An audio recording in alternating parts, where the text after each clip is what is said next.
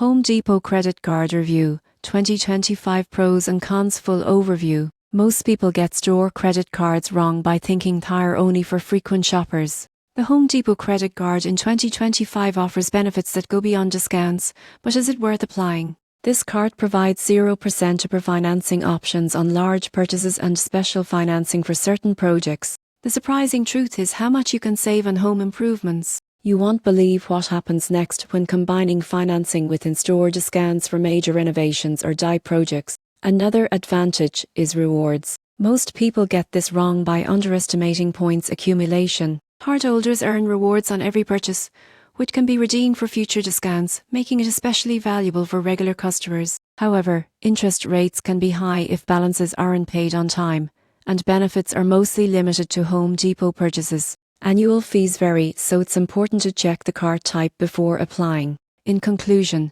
the Home Depot credit card is ideal for homeowners or frequent shoppers who make large purchases. If you can manage payments responsibly, the card offers financing flexibility and rewards that make it worthwhile in 2025. Occasional shoppers may see limited value,